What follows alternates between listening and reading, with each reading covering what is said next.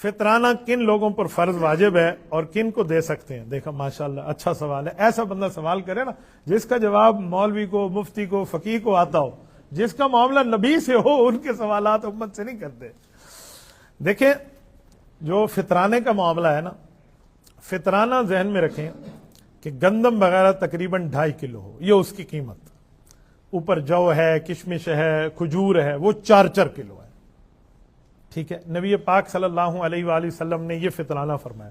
اب فطرانہ کس پہ ہے؟ کچھ لوگ سمجھتے ہیں جس نے روزے نہیں رکھے فطرانہ اس پہ ہے، جس نے روزے رکھے ہیں وہ تو جان چھوٹ گئی. فطرانہ اس بندے پہ ہے جس نے روزے رکھے ہیں. آپ کہیں گے کیا مطلب، روزے بھی رکھے فطرانہ بھی دے؟ بھائی روزے میں کمی بیشی ہو جاتی ہے. کہیں بندہ غیبت کر بیٹھتا ہے، کہیں سن بیٹھتا ہے، جھوٹ بول بیٹھتا ہے، کہیں جھوٹ سن بیٹھتا ہے، اللہ معاف کرے کہیں گانا گا بیٹھتا ہے، کہیں سن سکتا ہے. ایسی جو اوپر نیچے بندے کے معاملات ہو جاتے ہیں نا، تو اس کی کمی کو پورا کرنے کے لیے فطرانہ ہے. یہ اس کی ہے تاکہ وہ کمی. عمرے پہ لوگ جاتے ہیں نا، ہم انہیں کہتے ہیں عمرے کے بعد آپ کچھ نہ کچھ صدقہ دے دیا کریں. وہ کہتے ہیں ہمارے اوپر دم تو لازم نہیں ہے. میں نے کہا دم ہوتا تو آپ کو دم دینا ہوتا، دم نہیں ہے تبھی آپ کو صدقہ کہہ رہے ہیں تاکہ وہ جو کمی بیشی رہ گئے نا وہ پوری ہو جائے. میں آپ کو اس کی ایک مثال دوں. ہمارے تبلیغی جماعت کے جو بزرگ ہیں وہ ایک جملہ ارشاد فرماتے ہیں.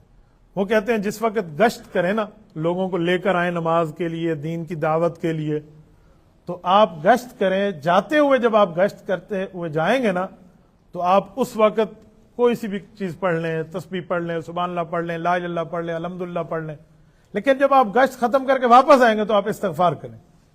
وہیں سے واپسی پر مسجد تک استغفار ہو. استغفار کے لیے لوگ سمجھتے ہیں کہ تو گناہ کے اوپر استغفار ہوتا ہے. یہ تو انبیاء کا کام ہے، نیکی کا کام ہے، لوگوں کو مسجد کی طرف لانا، اللہ کی طرف لانا. تو اب استغفار کیوں کریں؟ تو اس کا جواب وہ حضرات دیتے ہیں اور بڑا پیارا جواب دیتے ہیں. کہتے ہیں انبیاء کا کام تھا، نبیوں والے کام میں ظاہری بات ہے ہم سے کوئی کمی رہ گئی ہوگی، تو اس کمی کو پورا کرنے کے لیے استغفار کرتے ہیں. یہ جواب تو ہے تبلیغی جماعت کے ساتھیوں کا. اسی کی تائید کرتے ہوئے ایک جواب میں آپ کو علمی انداز میں دیتا ہوں. دیکھیں استغفار کا یہ مطلب نہیں ہے کہ گناہ ہوا ہے. ہر جگہ استغفار کا یہ مطلب نہیں ہے گناہ ہوا ہے. ہاں کسی سے گناہ ہوا ہے استغفار کر لے، اوکے ٹھیک ہو جائے گا. لیکن بعض اوقات رسول اللہ صلی اللہ علیہ وسلم سے منقول ہے کہ حضور فرماتے ہیں میں دن میں 70 مرتبہ استغفار کرتا ہوں. نبی کے گناہ ہوتے ہیں؟ بولیے. اور حضور خالی نبی ہیں یا امام الانبیاء ہیں؟ امام الانبیاء، نبی الانبیاء، خاتم الانبیاء. رتبات رسول اللہ پہ، مرتبات، درجات، معجزات ختم ہے اللہ کے. اتنی بڑی شخصیت کہ بعد از خدا بزرگ تو ہی قصہ مختصر. حضور استغفار فرما رہے ہیں تو آپ کیا کہیں گے؟ نعوذ باللہ گناہ کی وجہ؟ نبوت کے تو گناہ نہیں ہے. یوسف علیہ الصلوۃ والسلام کے لیے رب نے نہیں فرمایا وَكَذَلِكَ لِنَصْرِفَ عَنْهُ السُّوءَ وَالْفَحْشَاءَ؟ زلیخا نے اپنی طرف متوجہ کیا اور فرمایا اسی طرح ہم انبیاء کو بچا دیتے ہیں گناہوں سے. رب کریم نے بچایا. رسول اللہ صلی اللہ علیہ وسلم کے لیے فرمایا لِيَغْفِرَ لَكَ اللَّهُ مَا تَقَدَّمَ مِنْ ذَنبِكَ وَمَا تَأَخَّرَ. نبی کے کوئی گناہ نہیں ہے جسے سمجھتے ہو اگلے پچھلے معاف ہے. تو وہ نبی استغفار کریں ایک دن میں 70 مرتبہ، تو اس کا مطلب یہ نہیں ہے کہ گناہ پہ استغفار ہوتا ہے، بلکہ اس کا مطلب ہے کہ اپنی نیکی کی حیثیت کو بڑھایا جاتا ہے، اس لیے استغفار ہوتا ہے. تو ادھر بھی یہ جو فطرانہ ہے یہ گویا روزے کا استغفار ہے کہ اللہ یہ نیک کام تھا، اچھا کام تھا، بہتر کام تھا، مجھ سے نہیں ہو سکا لہٰذا میں فطرانہ کر رہا ہوں. نمبر 1. نمبر 2، نابالغ بچے پر بھی فطرانہ ہے. باپ کے اوپر فطرانہ ہے تو وہ نابالغ بچے کو بھی دے گا. اب آپ کے ذہن میں آئے گا کہ نابالغ بچے نے تو روزہ رکھنا نہیں ہے، اس پہ کہاں سے استغفار کا معاملہ آ گیا؟ تو ادھر ایک بات ذہن میں سمجھیں، ادھر والد کو ترغیب دی جا رہی ہے کہ دیکھیں تیرے اوپر ذمہ داری ہے تو ان کا معاملہ ادا کرے گا. گویا تو ترغیب دے رہا ہے اپنی اولاد کو کہ بیٹو آج تم نابالغ ہو، تمہارا فطرانہ میں دے رہا ہوں، کل تمہارے اوپر تمہاری اولاد کی ذمہ داری آئے گی تو کرنا ہوگا. یہ حقوق ہوتے ہیں، یہ سمجھایا جا رہا ہوں. میں نے بھی اپنے نابالغ بچوں کو فطرانہ دیا، تو یوں فطرانے آپ نے دینے ہیں. بلکہ علماء نے لکھا ہے کہ فطرانہ اس بچے کا بھی والد پہ دینا واجب ہے جو بچہ 1 شوال کی صبح سے پہلے پیدا ہو گیا.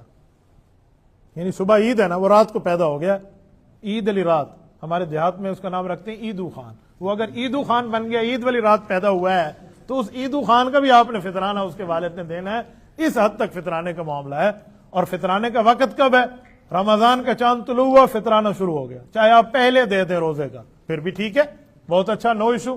رمضان میں دینا تو زیادہ بہتر ہے تاکہ کسی غریب کے پاس جائے گا کوئی 10 15 20 50 آدمیوں کا فطرانہ تو وہ اس سے اپنی کوئی ضرورت کی چیز لے لے گا عید سے پہلے. آخری ٹائم جو ہے آخری ٹائم اس کا یہ ہے کہ عید نماز کے جانے سے پہلے دے دیں. یہاں بھی یہ غلطی ہے. لوگ سمجھتے ہیں افضل ٹائم وہی ہے جو عید کے دن دے دیں. وہ افضل نہیں ہے. وہ ٹائم کی لمیٹیشن بتائی جا رہی ہے بھائی آخری ٹائم وہی ہے. جوتیاں جھا مل ویسے بھائی نماز ٹھیک ہے نا, تو وہ بتایا جا رہا ہے. تو اس لیے عید والے دن کے معاملات دینے کا نہ رکھیں, رمضان میں ہی دے دیں.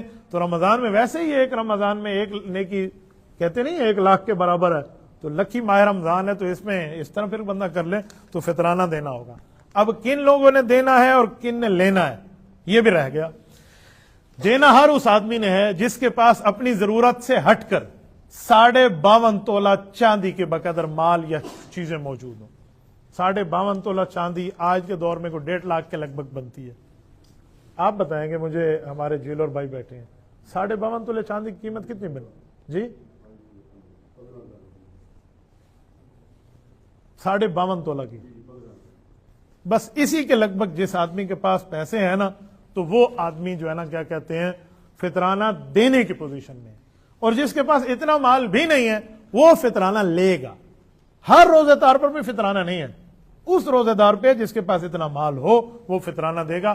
اگر کسی بندے کو اللہ نے ویلیو دی ہے وہ کشمش کے لحاظ سے بھی دے سکتا ہے, وہ جو کے لحاظ سے بھی دے سکتا ہے, وہ کھجور کے 4 کلو کے حساب سے بھی دے سکتا ہے. آخری جو ہے وہ گندم والا ہے. لوگ سمجھتے ہیں گندم افضل ہے, نہیں, گندم بالکل متوسط اینڈ کے طبقے کے لیے ہے, تو ایسے ہی بن سکتا ہے. تو اس طرح آپ نے سب کا دینا ہے, بالغ نابالغ سب کا.